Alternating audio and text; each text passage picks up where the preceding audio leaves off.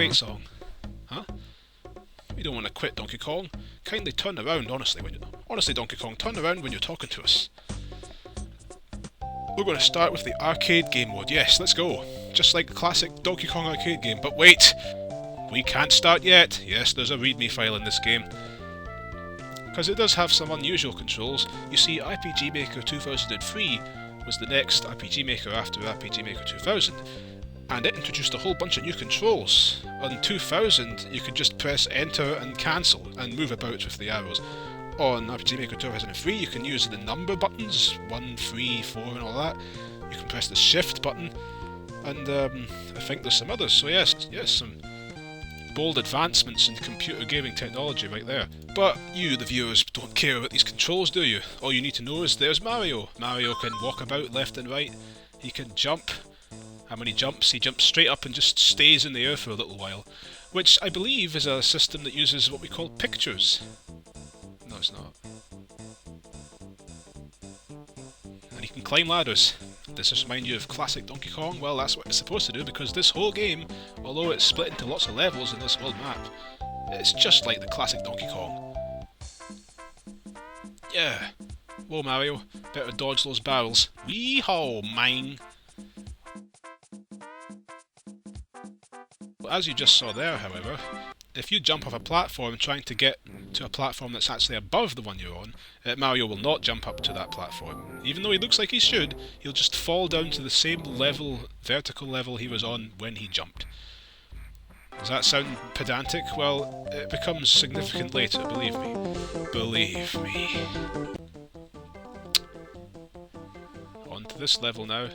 All those barrels.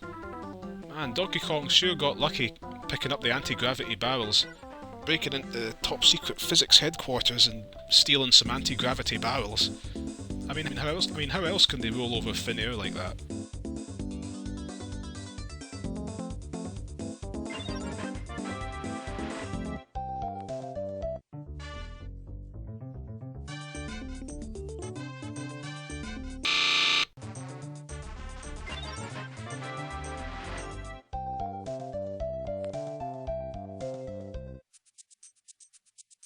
Oh, we've got an interesting level here. Mario has to get to the far left to enter that door, which sends him back to the start, but makes that vine grow a little bit. And eventually, when it's grown all the way, he can climb up the vine and rescue the princess. The princess!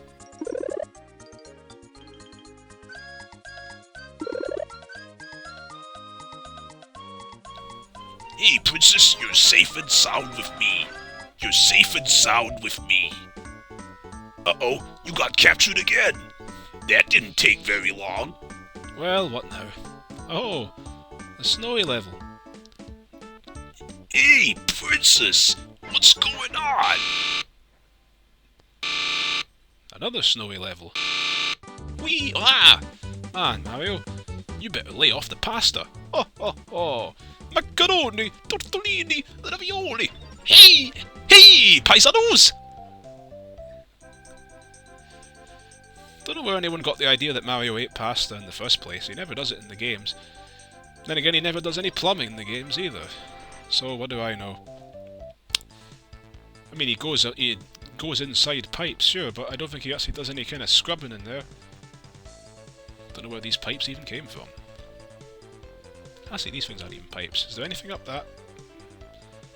Funnily enough, you can jump over to that area where the barrels are falling down, but you can't do anything there.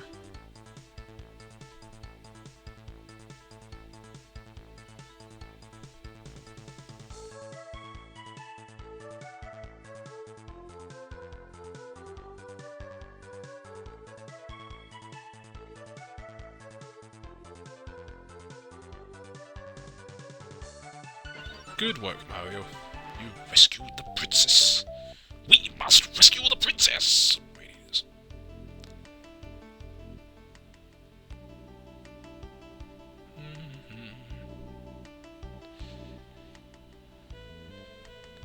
Mario's got to deal with green monkeys here.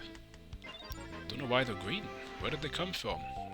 It's maybe some kind of strange green monkey jungle where the monkeys are green. That's Donkey Kong, they're his friends.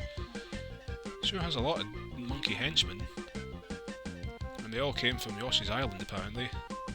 No wait, that's right, they all came from Yoshi's Island, because that's what the sprite is from. DK himself, not sure where his sprite's from. Possibly... Bearing in mind the credits of this game that I just remembered, he's maybe from Game & Watch Gallery 4 on the Game Boy Advance, aka Game & Watch Gallery 5, aka Game & Watch Gallery something or other. I don't know, look it up, it's strange. I do like how every level in this game has a different tune. You won't get bored of the music, and it's also very well picked and selected from a variety of Donkey Kong based games. The Donkey Kong Country series, Mario games, and games I don't even know what they are. I don't even know what the songs are in some of these. But maybe you at home can recognise quite a lot of these songs, viewers. And with that, I believe we have come to the final level. We've traversed the entire map from the top left up there all the way to the top left. Maybe you should have just walked down and to the left a little bit at the start, Mario. It would have saved yourself a lot of bother there. But no time to worry about that now. Donkey Kong's captured the princess 15 times at this point. It's getting a little old. Mario's coming in to clear up the mess and sort things out by closing doors in hotels. No wait, he's not doing that this time. I've had enough of that, Mr. X. I think I'll just take care of DK now. When, you know what they say, all toasters went down, DK. When EBDS is switched, no one takes advantage of the princess.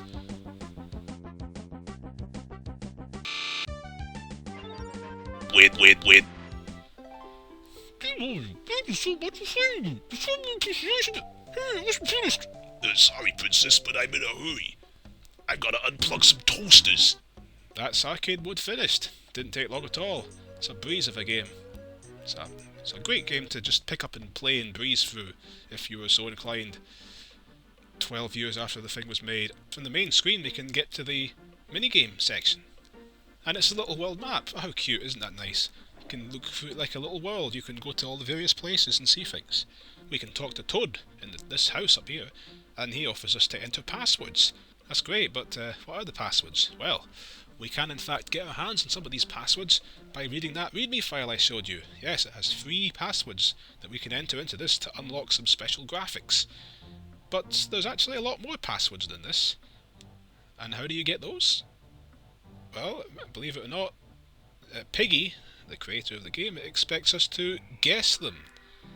Yes, the creator honestly expected the player not only to be able to just happen to luckily guess the passwords out of luck, but the creator of Piggy also expected anybody to care enough about an RPG Maker platform game to sit in front of the keyboard for tens of years pressing random combinations of keys and hoping that they would just happen to get a password that unlocks a special icon for when you save the game. Well, thanks Piggy, but I somewhat suspect probably most people that played this game didn't actually do that. Or maybe they did, and they're in the process right now as we speak of pressing the keys to type in the 5,075th password into the system. But I'm only joking, viewers. Piggy wasn't quite that cruel. There are a few hints in this game itself on how to get some of these passwords, but you're never going to stumble on all of them by chance. It's just ridiculous. Whatever. This is the very impressively complicated option screen. And what is this? Difficulty beginner?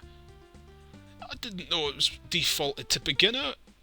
Stuff that. Let's put this and crank it up on a hard. Yeah.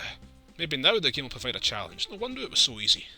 We're going to have to take on arcade mode later. We're going to have to take on arcade mode again, viewers, to see how much harder it gets. Mr. X won't stand for being cheated out of the full experience, especially when it comes to Mario. All sorts of stuff to do here. You can change the graphics. You can even change the very sprite of your character itself. It's not bad, huh? Big M. The British Nintendo magazine, which was called Official Nintendo Magazine, which was called NOM back in the day. They renamed it in 2006 to ONM for some reason. But probably because Official Nintendo Magazine, I suppose that is technically more grammatically correct than Nintendo official magazine. So yeah, I guess they win.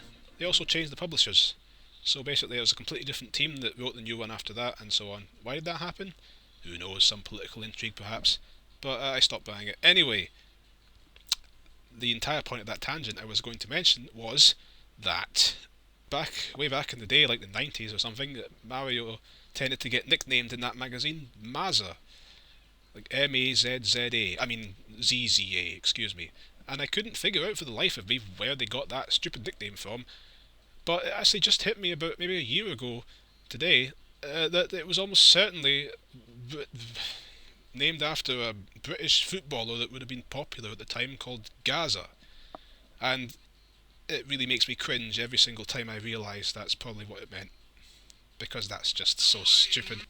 And again, it was also, I think, in the first ever Nintendo magazine I ever got that I discovered that Mega Man has a nickname, the Blue Bomber. Which, I mean, I also thought was weird after playing a few Mega Man games because he didn't get any bombs, he just shot stuff. I mean, I found out years later that he gets a bomb in the first game, but it's the worst weapon in the game and nobody remembers it, so why bomber? Anyway, I think it's about time we looked at the actual mini games here. There's quite a little selection. Very sweet and nice for an amateur homemade RPG Maker game. A lot of heart went into this, as well as the whole Donkey Kong RPG Maker series, which sadly I don't have anymore. This is the only one I've still got. Don't know if anybody else out there has the others, but I don't. This was the final one in the series, though, I'm pretty sure.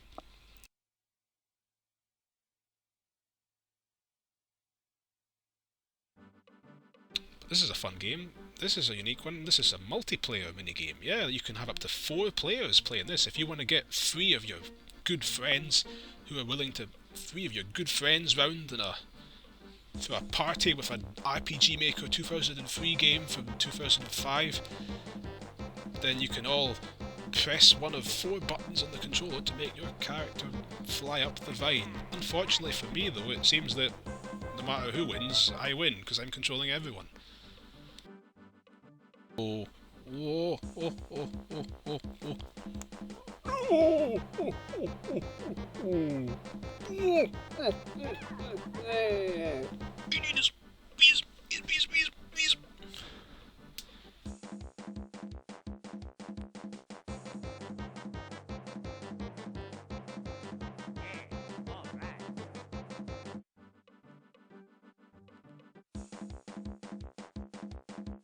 Let's have some fun here. Oh, Mario's about to win. Oh, Wario's catching up. Oh, who's going to win? Is it Wario? So I missed! Didn't quite cut the mustard. No, instead you obviously cut the beef because you're a fat slob. That was cruel. Let's make it up to Wario by playing his game. It's totally not a certain other game that is just like this. No, it's Wario's Maze. Yeah, if you get all the coins, you get a free game. That's great, you don't have to spend $1 out of the like $25 I've got on the 4 games in the game. And here's another mini-game. Toad has to run about trying to make these yellow mushrooms blue within the time limit. You're probably thinking, oh, that's easy, but no, the mushrooms turn back to yellow again after too long. So you're constantly against the clock trying to slam those mushrooms. Didn't do too well there. Let's try that again. Right, those ones at the top are going to start changing, so... Oh dear, this is not going as well as it could.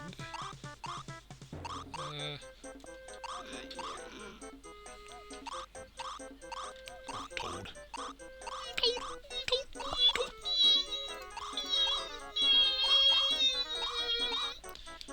And now the 4th and final minigame. It's Donkey Kong Jr.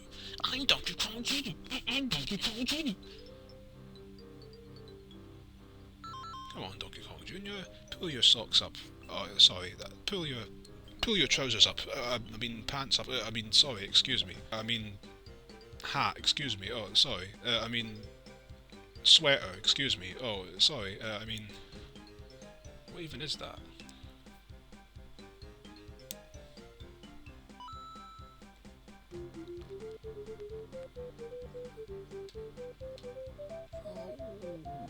Oh yeah. Donkey Kong Jr., where Mario was the bad guy? Yeah, I think Nintendo likes to put that one behind them. Hard to imagine squeaky clean, right as rain, cheap as chips Mario doing something like enslaving an innocent gorilla. Although, well, not so innocent, because he did kidnap his girlfriend.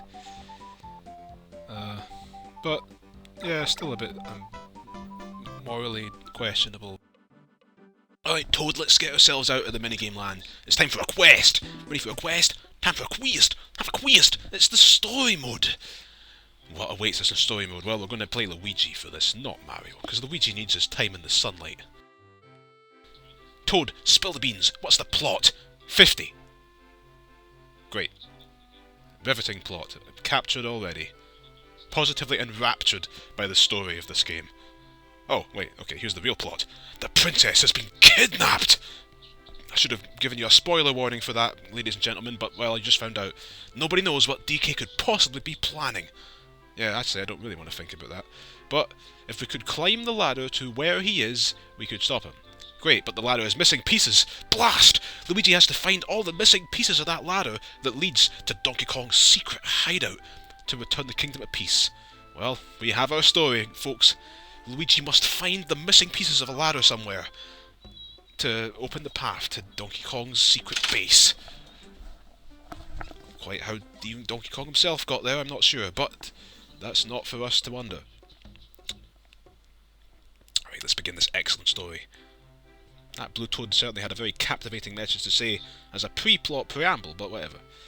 That's not so important right now, so much as what is important right now is what you are seeing in front of your very eyes. The first example of the most devilish, unreasonable, unfair and cruel things in this game. The arcade mode, for pretty much the whole thing really, was very fair with its platform jumps, but in the story mode, Donkey Kong DX reveals its very dark, secret underlying thing. That is a 5 square jump you're seeing me fail miserably at. A 5 square jump. The hardest jump in the entire game.